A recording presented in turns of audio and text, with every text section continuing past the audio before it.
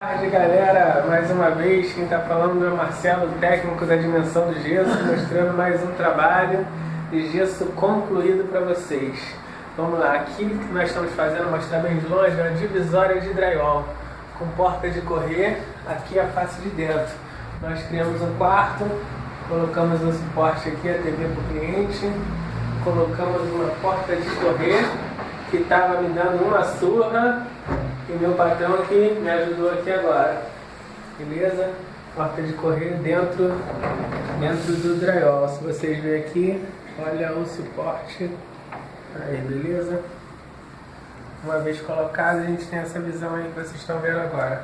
Olhando o quarto de longe, a gente consegue ver ali a porta, consegue ver ali a parede com os acabamentos feitos.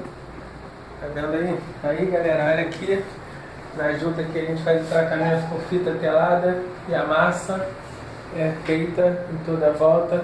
Nos recantos ali da parede, fita telada com massa, toda a volta. No chão aqui o cliente está analisando se vai por rodapé ou não. Agora a gente vai olhar pela frente, o nicho. O trabalho que a gente fez pela... Isso aí, o patrão já acendeu a luz aqui. Vou mostrar o patrão aqui, mas não sei se ele vai cobrar direitos autorais para aparecer no vídeo não. Aqui a gente fez esse nicho aqui que o cliente solicitou.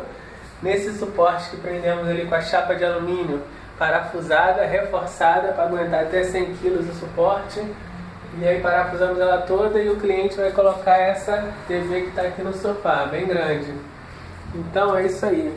Ali nós temos 3 nichos para colocar porta-retrato, fazer a decoração que o cliente escolheu. Temos um nicho em cima, outro nicho embaixo. No recanto aqui dentro do nicho foi colocado um interruptor para acender e apagar a luz. E consequentemente também tem uma tomada para carregar alguma coisa. Aqui na parte de baixo nós temos a tomada para ligar a TV, o suporte parafusado de um lado para o outro, a saída da antena. Então é isso aí, a porta de correr, né? Colocada com as técnicas da Dimensão do Gesso, ajudada pelo engenheiro presente no momento. Galera. Então é isso aí, olhando bem de longe, ficou bem bacana.